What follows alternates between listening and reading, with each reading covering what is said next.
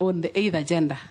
Sometimes you find them in places where they are exposed because they are trying to get alternative source of income. We also have challenges to do with, I've said education. Education, yes. If a woman is educated, chances are that they will avoid some of these challenges which are there in the society. So we need to encourage our girls. The girls who have been killed in Airbnbs are in universities. They're educated. They're educated, but those ones are looking for money. Yes.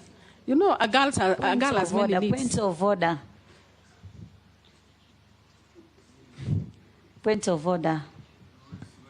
Oh, yes, yeah, point of order. Honorable Mishi. Honorable Chairman, it is not good to say that those girls are looking for money, and that is why they're brutally murdered. We have seen so many other women who have been murdered, and not in those circumstances. So it is very wrong to say that those women who have been found, they have been butchered, their body dismembered, put in a sack, that they were doing that for money. Taken. Naisula, you had another issue about the peace and peace. Yeah, so that it's not just a security matter. Can you respond to that? Before responding to that, I had not finished answering the first question on what we need to do as far as femicide is concerned, is to have recovery centers, also have safe spaces where the girls can go to. The challenge that we also have is the system of reporting. Nominee, you are overflogging femicide. Thank you. I think members are not having any issue with that. Thank you. Answer her question on what intervention you can propose, being many things. There's culture in it, there's arts in it, there's heritage in it. Thank you, Mr. Speaker, sir. The conflict resolution on the ground comes because the challenges of insecurity is because of income. The cows which are stolen from Baringo, for example, are stolen because of bride price. They are taking those cows so that they can pay dowry for another wife. So how to deal with that one is to encourage, first of all, to try and deal with this issue of you must give out 20 cows. For me, even Cheptumo did not pay the 2, and I am still married to him. So you don't have to have 20 cows. You can have 2 and still get married. We are willing to get married anytime. The other issues that we need to encourage is this bottom-up transformation agenda of trying to work on matters of agriculture. If you look at Baringo, for example, Lake Baringo has a lot of water. So we will work with the other state departments of, for example, irrigation, to have these people work in the farms instead of going to steal. Because food will always be marketable.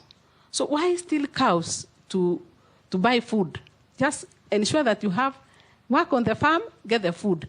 Thank you. Go to schools. Thank you. Robert? Yeah, thank you, Mr. Speaker. I have two very quick questions. One about gender and the other one is about arts. Take the questions very carefully so that you give concise and precise answers, like I said. No stories. No stories, thank you. Thank you, Mr. Speaker, sir. And femicide, we have had enough. Thank you. Yes. Yeah, I'm sure mine will be some maybe yes or no answers. Now, Article 27.8, Article 81B, and Article 100 are very clear about the two-thirds gender rule. And these have consistently been violated by state officers. In fact, I'll point out that in this nomination, if we approve the two of you, the cabinet will not even have achieved the two-thirds gender rule. What is your comment about that consistency in not making sure we get the two-thirds? Secondly, on the issue of arts, you have talked to us here and you have told us you have been a teacher, you have been teaching, but you're not a trained teacher. Now, most schools have to have arts. In fact, we're looking at next year when we go to senior secondary, we'll even have a pathway. The pathway is called Arts and Sports Science. Mm-hmm. So basically... Yes, Janet. I wanted to through you. He's saying that she's a teacher and she's not a trained teacher. Mr. Speaker, for you to be a teacher, must you be a trained teacher? Was Jesus a trained teacher? People.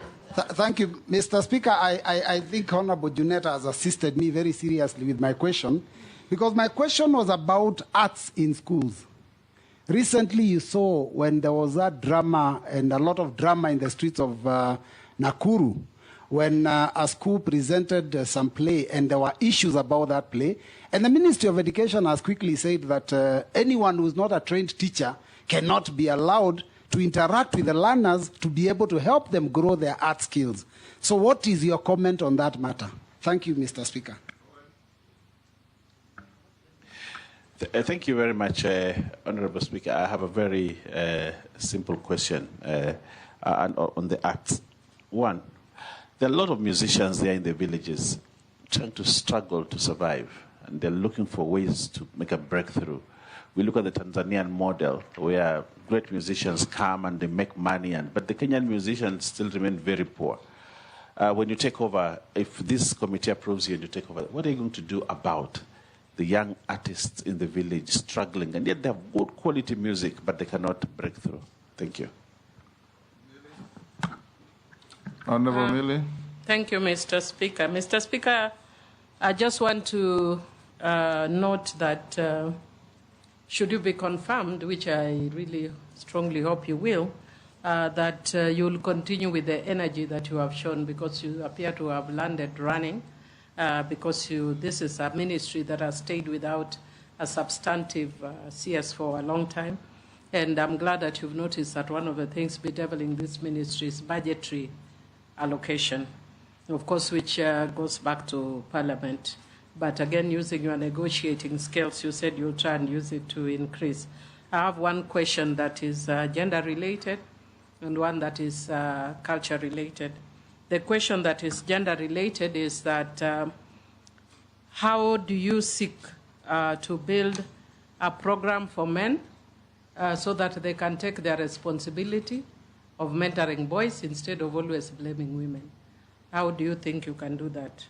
Even here you have been asked a question asking you, what about the boys?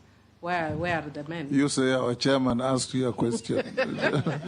I don't know who asked, but... It is me who asked. Anyway, sorry, Chairman, but it is not just you. It is a common... All of you have neglected the boy child. But that's the question I'm asking her. The men have neglected the boy child. So what program is she putting in place to get men to do their responsibility of taking care of the boy child and not blaming women for leaving out their responsibility? So that's my first question. Mm-hmm. How are you including men so that they can be responsible again, the way society intended them? So they take care of the boys and not blame women. You want us to take care of the girls, again take care of the boys. And then my second question, no, it is you. How can I take care of a 20-year-old boy? At least with the ones who are younger, that might be my responsibility for nurturing and caring. By the time you want me to tell you difficult things, there are issues I can't tell boys. Mr. Speaker, you are the only one who can tell boys. Why can she not take care of the 20-year-old boy? She's taking care of the father. You see, that is comic relief. Let it end there. You see, Mr. Speaker, that is where we are going. If he wants me to take care of a 20-year-old boy, Mr. Speaker, that is why I want you to have a program. If you can tell us what kind of program you are thinking of for men to take their responsibility seriously, so that you are not having 20-year-old boys arguing with older people, especially on social media. No respect laws and all that. Mr. Speaker, the other issue that I'd want to ask is that in relation to culture, Kenya has struggled a lot with the showcasing what defines Kenya.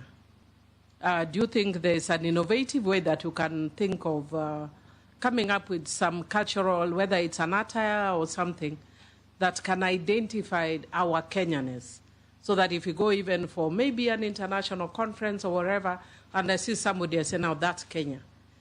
Have you thought about it, or is it something that you want to think about? Thank you. Can I answer those three?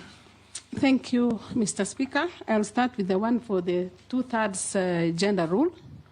That Article 27 espouses issue on equality and freedom from discrimination. And particularly Article 27(8) provides that no 2/3, there should be no representation or in not more than 2/3 of either gender. And as it stands now, it has not been realized in Parliament and in the Senate. It has been realized at the county under Article 177. But the National Assembly Article number 97 and Article number 98 should be amended to bring top-up lists so that after elections, if you have less, allow me to say women for now, if you have less women, then you use the top-up list to add. The other thing that should be amended is the election laws, so that a party, when they bring from the ground, when they bring their lists, they should be able to comply with the 2/3 gender rule at the party level. Also amend the political...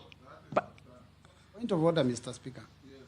Yes. Yeah, so that you don't go around in circles, my question was specifically about the cabinet, which the president has an opinion and a responsibility to appoint, and it is not elected.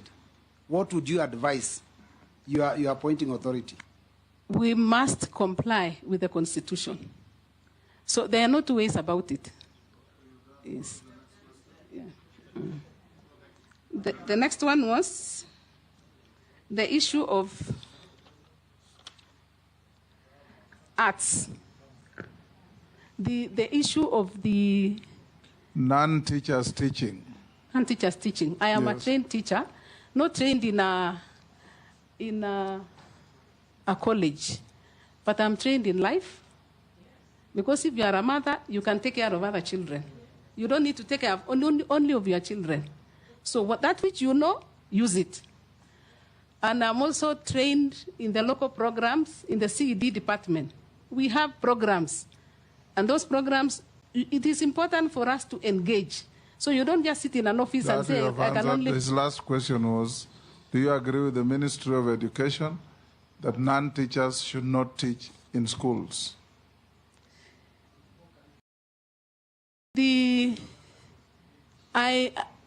I believe, again, that people are gifted differently. For example, if you are talking about artists, and they want to, they are the ones who, not all teachers can write plays. Not all, I mean, people are... Order, Robert, we stop cheering the nominee. So all you need to do is to have a proper engagement. And because the schools are run by an administration, it is for them to only ensure that they check what is happening. And I'm not specific on any issue. I'm simply saying that should be the way. Go to the next question by Owen Bayer. Musicians. And Mr. Speaker, she has said proper engagement. Proper engagement, yes, absolutely.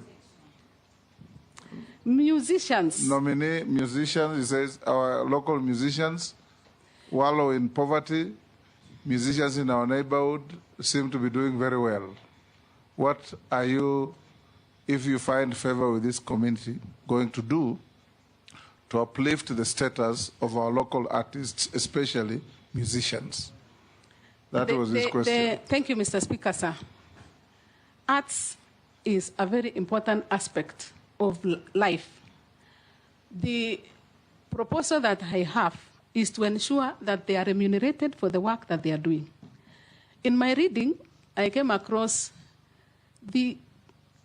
a case where the performers are doing their work, but the collective management organization collect their money, but they do not remit. So they collect 100%, but they remit only 10%.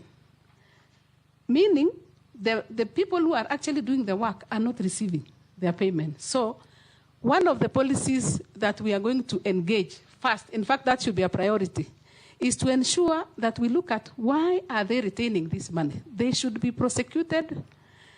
ESCC and these people who are ESCC and the DPP, we should all work together to ensure that any money that has been collected, if one is retaining, they should be able to release. Otherwise, it is not that they are not doing, they are doing a lot of work, but they are not getting paid for the work that they have done. The other proposal that I have is to engage the county governments, because most of the performances are done at the Kenya National Theatre, but we need to ensure that we have cultural days almost frequently in the counties, and they are organized the way you organize football teams. They should be, people should be engaging over the weekends. Artists are there, you pay, and then now from there they receive their pay. And that can only be done with the help and with coordination with the county governments. Go to Millie Odhiambo. Men. Men are our husbands, and they are our fathers, and they are our brothers. They need to engage in income-generating activities.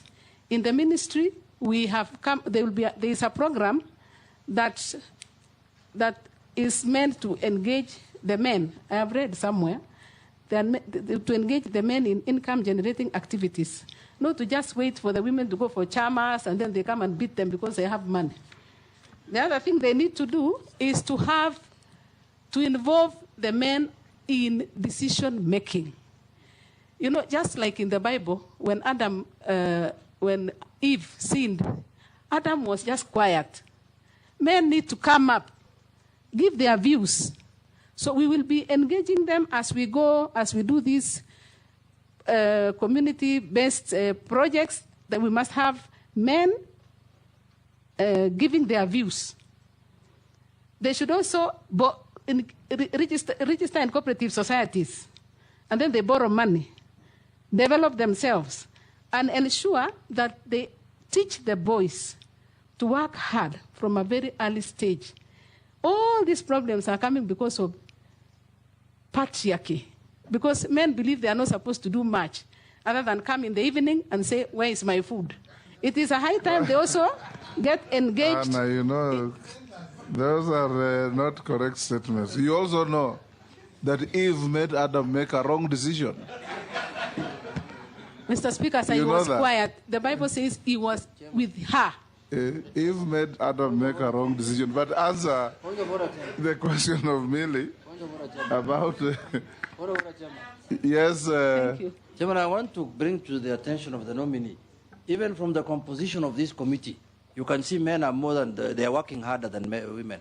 There were more. Secondly, that statement you must withdraw because it's bordering gender-based violence.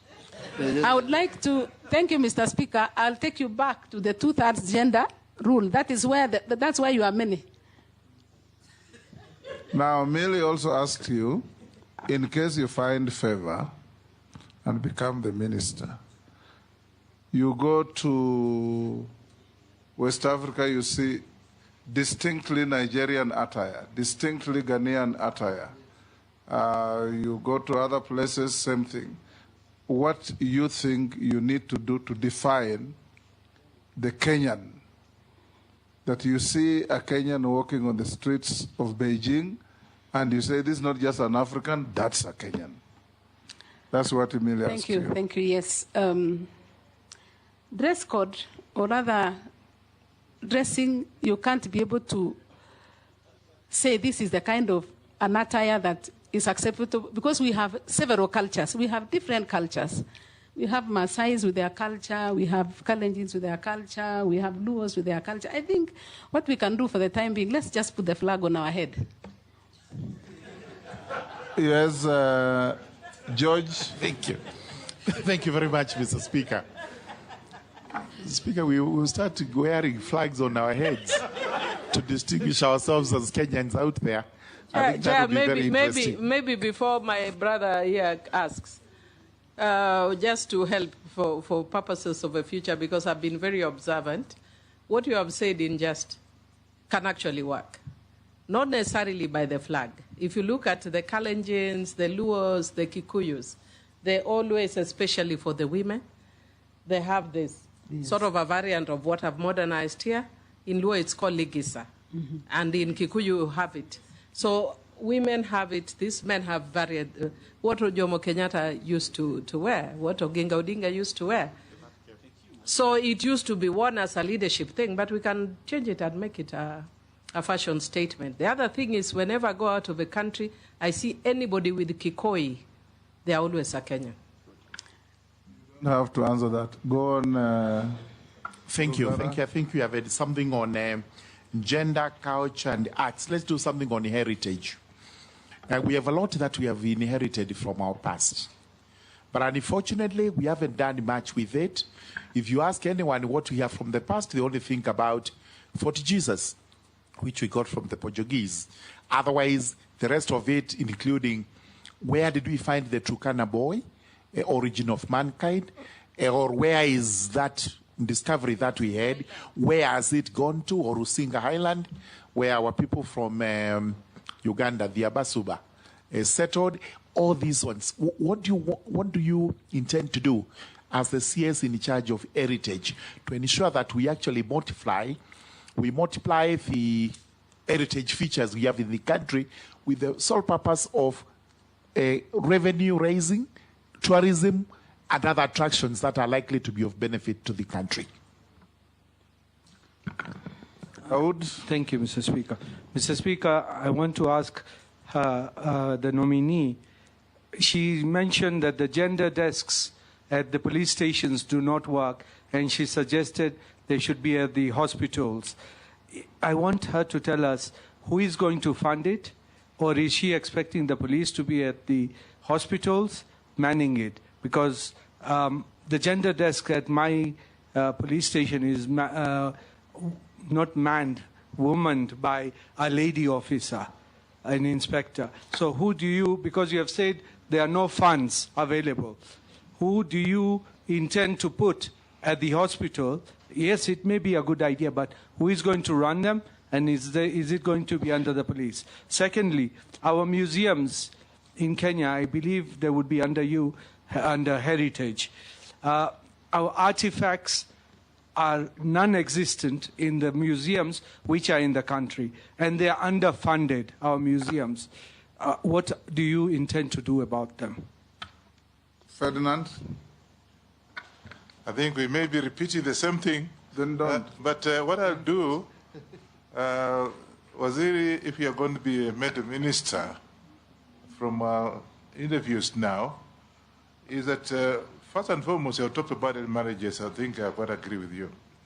But the whole thing is that we are losing our direction as Kenyans.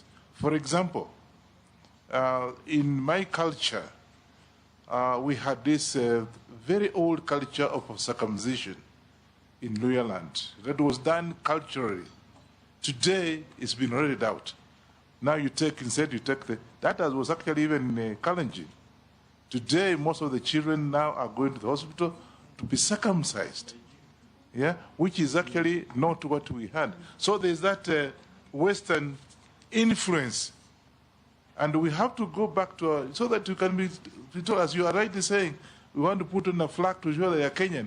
But actually, you can also, when they come, when a foreigner comes to this country, he knows exactly that, oh, this is a Maasai, this is a Jaluo, this is a Luya, whatever it is. What are you doing? Because there's a lot of influence from the Western that actually eroding this culture, which to me should be revived.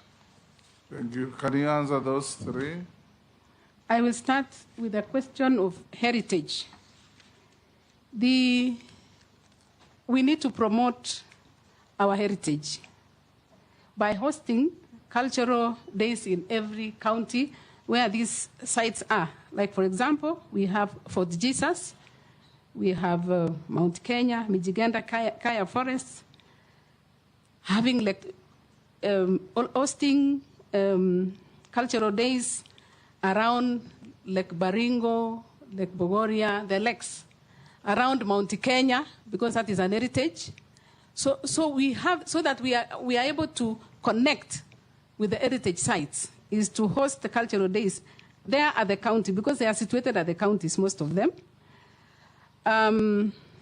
We need to work with the Ministry of Tourism so that they are able to market, because they are the ones who come into contact with our tourists, give a boost in terms of marketing for the tourists to visit their heritage sites. We also can use the writing competitions, what we are talking about arts, engage the students to write essays, to write about our heritage sites, and also have Kenyans to know what they are and where they are. Most Kenyans don't actually know. And I'm one of them. I've never been to Lake Turkana at my age. So we should encourage Kenyans to know what is their heritage by visiting. I even propose that you should be holding also these kind of meetings in an heritage sites. You must not come to a hall like this. We need to go down, because that way you are sensitizing. When they know the speaker is in Lamu Old Town, then all these cameras would be there, and that is a way of publicizing our heritage sites. I am also aware that there is a pending policy and legal framework on the Culture Bill 2014. The Museums, Heritage and Museum Bill is pending in Parliament. These are some of the legislations that they need to be concluded so that they comply with the Constitution. I will be appealing to the leadership of this House to ensure that they help us to get these bills concluded. So I think that's what I can say now on issues of heritage. Museums. She has not reached you yet. Go on. Go to Dawood's question. Our museums are empty. The artifacts are missing. There are museums in London, and museums in Berlin, and museums in Paris. What are you going to do to get them back? Some countries are doing so. That's Dawood's question, right?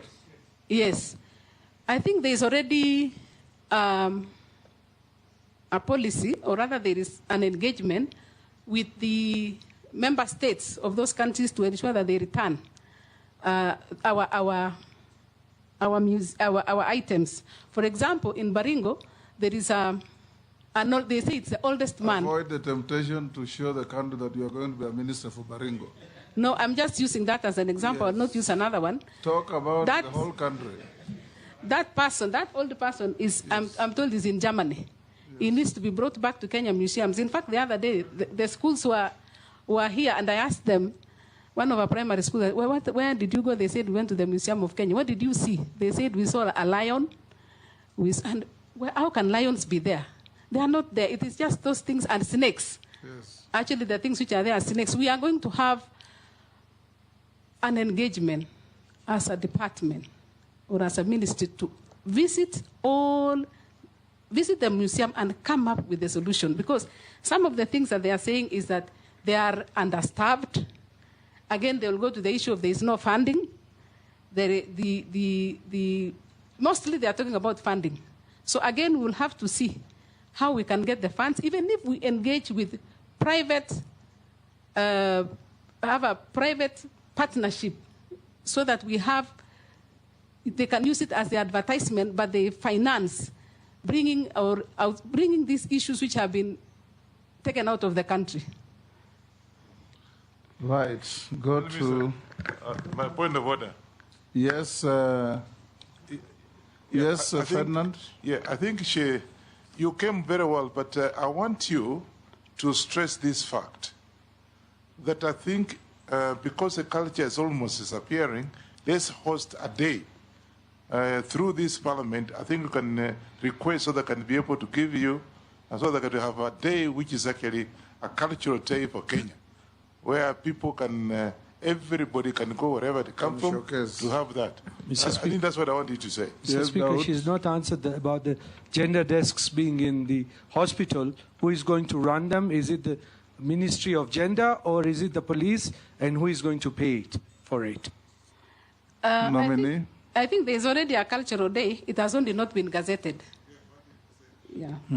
So we'll follow it up. Then the issue of the desks. Policemen and hospitals, they don't stay far from each other. Those are public utilities. Where there is an hospital, a police station is not. So we don't need to employ other people. Use the same people. Work with the Ministry of Interior to have that desk moved there instead of employing other people. We work with the ministries. We are one government. So if we want to deal with gender-based violence at the hospitals, it is just to ensure that we deal with all those things at once. The treatment, the reporting, and the psychosocial support. So it really doesn't have to be you train or you remove the policemen. In any event, even those policemen as we speak, they don't stay. After some time, they are transferred, and there is no suitable replacement like the way they do for teachers. So there has to be an engagement on how to ensure that those desks are functional. Demase. Thank you, Chairman, not Chair. Nominee, allow me to take you back to gender-based violence. Most of the cases on gender-based violence remain unreported because of the challenges inherent in the reporting processes. We have even men being battered, women being battered, children defiled, raped. Name them, all of those are assault cases. So I'm wondering, what are you going to do as a ministry to ensure that most of these cases are reported, to encourage victims to report?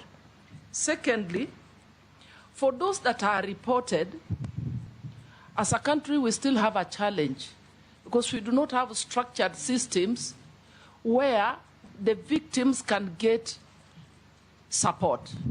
And I mean psychosocial support, legal support, and medical support, where we have a kind of a one-stop center for the victim of gender-based violence. So what are you going to do as the minister, if approved, in that department with respect to addressing the challenges?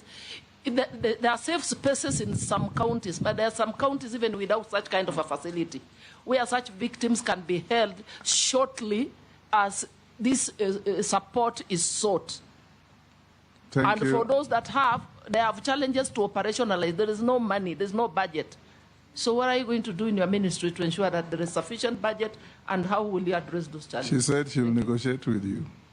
Negotiate with me? Yes, with Parliament. Yes, Mishi? Yeah, thank you, Honorable Chairman. Honorable Chairman, I have two questions to Hannah Cheptumo. And my first question is on the issue of the girls. What measures are you going to put in place to ensure young girls who have dropped out from school due to early marriages, early pregnancy, and FGM, that are given a second chance for studies? That is my first question. My second question, the government has initiated several funds, the Women Enterprise Fund, the Youth Fund, Wezo Fund, Hustler Fund, and all these funds target the affirmative group, which include women, youth, and persons with disability. But when you look on the analysis, you still see that women are still low in terms of economic empowerment. What measures are you going to put in place to ensure that these funds reach the target audience and also they give positive results? Thank you, Honorable Chairman. Russell? Thank you very much, Honorable Speaker. Madam Anna, listening to your response and also the questions that have been asked by my colleagues, everybody tends to think that this is a soft ministry. Actually, this is a very serious ministry. It is about our people, and it addresses the core of issues about the girl child, the boy child, our culture, heritage, arts, and all that. So my first question is, you talked about budget cuts, but tell us how you are going to make more money so that you develop your own A&A. Secondly, around the world, museums and cultural centers are actually the greatest sources of tourism destinations and centers of attraction. We would like to hear from you. What are some of the strategies and initiatives and innovative ideas you are likely to come up with so that more Kenyans actually, instead of traveling out, they can travel inwards to go to Ilret on the shores of Lake Turkana, to see the Turkana Museum, and all that. Thank you, Chairman. Nominee, you can answer those three from Emase. I will start with the one for, Mr. Speaker, I'll start with the one for the girls. We need to reintegrate them back to schools by supporting them to go and learn in the TVETs, because these are institutions that are available and they are cheap. So let them, if they don't want to go back to school, but at least engage. If you want to go back to primary, you can go back. Nobody denies that. Secondary, you can always go. But join these TVET institutions so that you gain a skill, so that you can support yourself after that. On the issue of Uwezo, we need to train the members. We need to train the women. Earlier on, I mentioned that I worked in the Ministry of Cooperative Development. And why they are now the biggest deposit-taking organization is because of training. We need to train, because people need to know that that money they are taking is a revolving fund. It needs to go back so that it can support another person. But also, be very stringent on audits. We need to strengthen the internal audit of these funds, so that before it is seen as a big item, as having losses, that we need to ensure that we audit periodically these funds. And that is one of the issues that I'm going to look into it, so that we don't have losses or misuse of the funds. The other question was about the issue that we have budget cuts. What can we do as a ministry to ensure, or as a department, to ensure that we have funds without depending on the budget? If you look at some of the semi-autonomous government agencies, they are called sagas in that ministry. We have one like Bomas of Kenya. Bomas of Kenya, once it will be complete, is going to bring a lot of income. And that in itself can be able to finance. It can finance itself, and part of it can also be used to develop another project. We also need to engage, like for example, Kenya National Library. Kenya National Library has come up with e-books. And with those e-books, once you register, you pay, and then you can read those books. So that payment is actually going to support the work that is happening in that State Department without having to go to Treasury. So we are going to work with the same institutions that we have and ensure that they become income generating, self-financing. You look at the ones that can easily, they are the ones which can, like now the museums. If you really develop those museums and you work with the Ministry of Tourism to ensure that tourists come and they go to those sites, definitely we will have income being generated by those institutions. So we wouldn't have to depend on exchequer. What was the other question? The other question was from Mary Masse on a robust support program for GBV victims?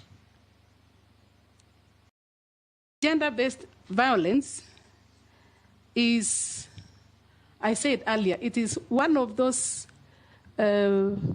functions or one of those vices that has to be eradicated completely.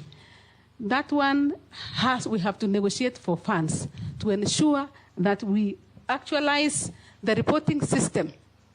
We should have a reporting system that is very, very clear, so that once you have that violence. That point is made. She's asking, reporting will be there. It's a given at the police or any other government agency.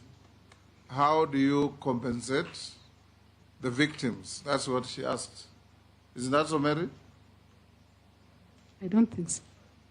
You forgot what you asked? Speaker, I asked two questions. One, how she's going to encourage victims to report. Because the reasons why they are not reporting are known. One of it is cultural. One of it, you've just had no gender desk, whatever, or the gender desk is not friendly. You know, things like that. She has talked about that since she started. Okay, so, fine. Yes, the second one was on the support system for the victims. That's what I'm saying. Yes. On how to report, you have said that over and over. Now deal with assisting the victims through compensation and other things. What is your view if you are given an opportunity to be the minister? My view is to have these victims be integrated back to the society by way of involving them in income-generating activities. That's, I think I'd even said earlier. Okay. Matungulu. Thank you, Chair, and Chairman, Honorable Speaker. To the nominee, you have kept on telling us you'll negotiate. And I keep wondering, who are you going to negotiate with? Is it World Bank? Is it IMF? Is it negotiating to create more taxes? Who are you going to negotiate with? And let me disclose this, Speaker. She'll find us at the Committee of Sports, Culture and Heritage, whereby we'll be oversighting her. The bottom line is that it's true, the ministry itself has serious budget deficits. But there are serious interventions which I would wish to hear from you, whereby you can generate more money to that ministry. But who are you going to negotiate with? Gikaria, you came in late, introduce yourself, then ask no question. I can see you don't want to ask any. Gikaria Davis. Thank you. You can answer that from Honorable Mule. Who are you going to negotiate with? And where are you going to get money outside the budget lines? Thank you, Mr. Speaker, sir. We will negotiate with Parliament. Parliament are the ones who approve those budgets. So we will be submitting our budgets and we'll call on you not to cut our budgets. The man with the dagger is sitting there. I also think we can engage the private sector. These banks, they are willing to advertise their goods. So you engage them to sponsor some of the activities. And self-generating activities, I said it earlier that we have institutions within that ministry that can generate income. I mentioned the Bomas of Kenya, I mentioned the Kenya National Library, even the culture in itself. We can ensure that we showcase, use the artists, then part of it, we pay them, part of it, we finance the activities in the ministry. Hannah, just the question that you asked by Owen Bayer, I just want to encourage you. There are some brokers and middlemen between our local artists' production, the marketing, and the receipt of the money. You've glossed over it. In case you find favor, please try and help our young artists, especially musicians. Every time their music is played on radios, on TV, ringtones, they ought to be paid. But there's somebody somewhere who takes the money. And these boys just run around following these politicians to pick small monies for survival. If you can have a robust policy, and that's the question Noen Bayer asked, and you didn't give quite a good answer. Help those young people to realize the fruits of their talent. That's just a comment. You don't have to answer. I want to ask you a few questions. What is your net worth in terms of wealth? You said you have a law firm that makes profit. It does.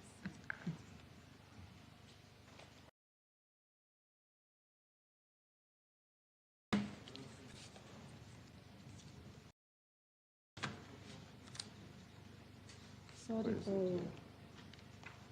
It's true I don't have money. The money I have belongs to my husband. Yeah. Now you are... And I have not done... We presume you to be the sole administrator of the estate. Succession. And by the way, Mr. Speaker, the part of what was supposed to be due to him has already been stolen. Pardon? Part of what is due to him has already been stolen in the cooperative. During the day we were having the burial. Yes. When we were having the church service. Yes. I was told that 250,000 was borrowed by him. When he was lying in state? Yes. So I was told, who is the older, who is having his phone? I said, I'm the one.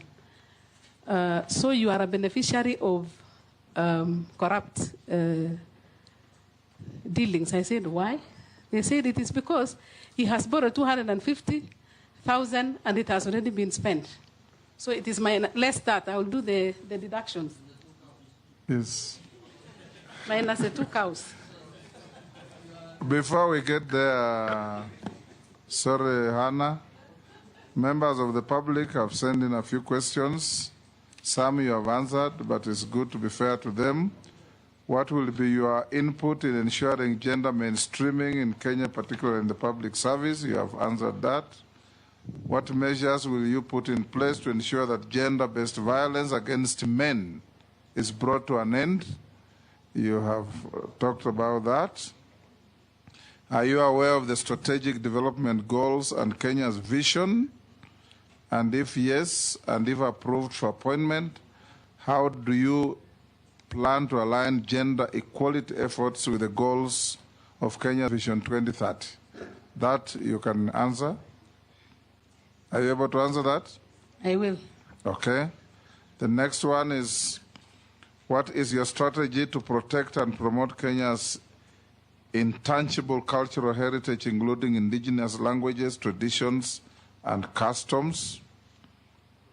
The next one is, the creative economy remains underfunded. How will you ensure support of artists and creatives, especially in film, music, and visual arts?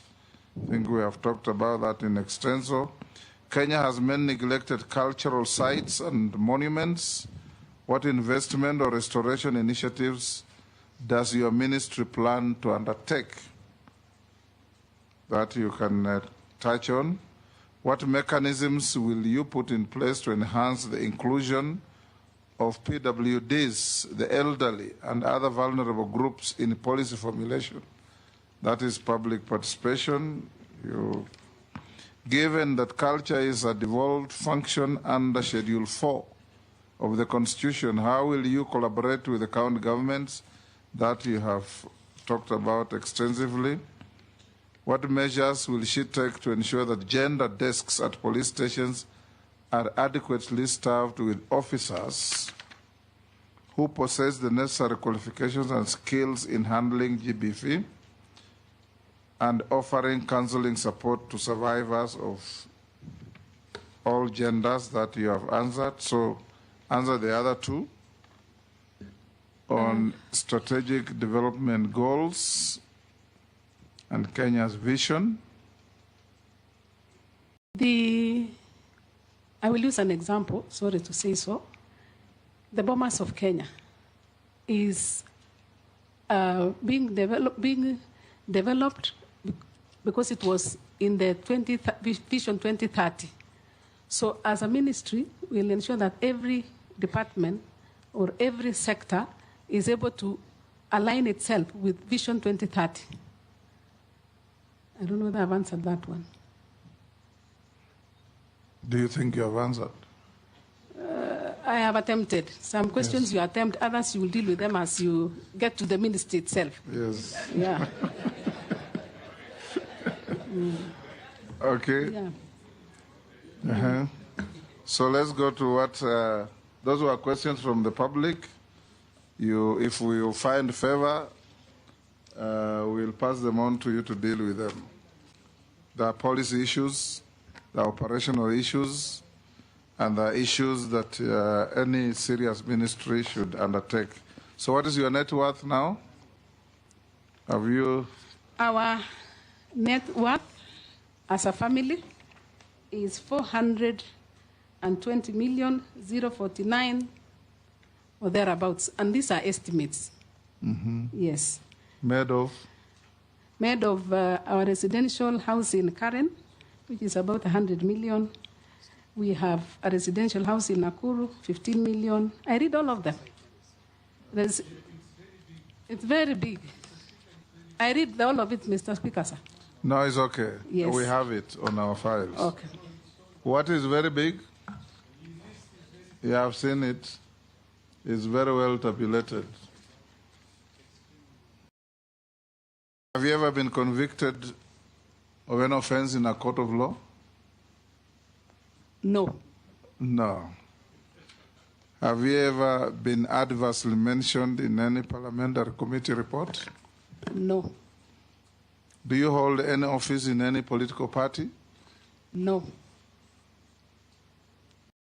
Have you ever been dismissed or removed from office for contravention of the Constitution, particularly Article 75? No, sir. You haven't. So thank you very much, Hannah.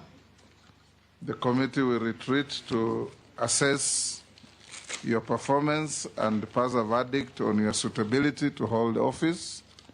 We thank you for your appearance. We looked at your documents. Mr. Speaker. And what we have. Yes. I wanted to raise this as an AOB. Go ahead. For future reference. Yes. Every time I see members come in and we ask them if they are Christians, and they raise a Bible, and then we tell them to swear. That is actually unbiblical. Why? The Bible doesn't allow people to swear. It says you are yes, be yes, or you are no, be no. So when you swear by the Bible, what denomination it's do you belong to? I'm a Christian. We have denominations. I am a Catholic. Yes, and I am. We swear by both, the Bible. Then you are sinful, because the Bible says very clearly you are yes, be yes, and you are no, and be no. Don't be like pagans who swear by the Bible. I saw you in Parliament. I swore you. No, holding a Bible. I affirmed. I don't swear. You affirmed. The Bible says you affirm. Yeah. The Bible is very clear. You affirm. You don't swear. Pardon? So we are encouraging people to be sinful. How do pagans swear by the Bible? Yeah. Unless it is Millie's Rosing Island Bible. You know, Millie is always quoting controversy, and will not allow it here. We swear by the Holy Book, the Bible, the Quran, or the Indian one is called what? The Gita. Yes. Yes. I don't swear by Gita, I swear by the Quran. You are Muslim? Yes, I'm a Muslim. Okay. But Millie has not gone to theological school, so what she's saying is very pedestrian Christian knowledge. No, Mr. Speaker, the Bible does not require you to go to theology school. It is clear the Bible says, let your yes be yes and your no be no. Do not be swear. Do not swear like pagans. Nominee, ignore these shenanigans. You are now released to go back to your work and wait for our verdict. Have a good evening.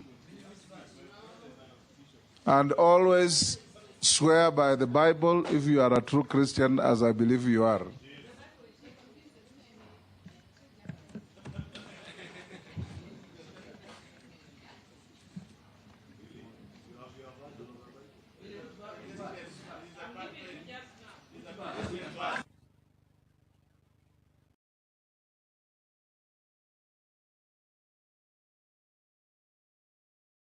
Follower of Mackenzie. Mr. Speaker, in the book of Matthew 5, verses 37, yes. Hallelujah, brothers, it says, but let your yes be yes, and your no be no. For whatever is more than this is from the evil one. But it doesn't say don't swear by the Bible. We are followers of Jesus.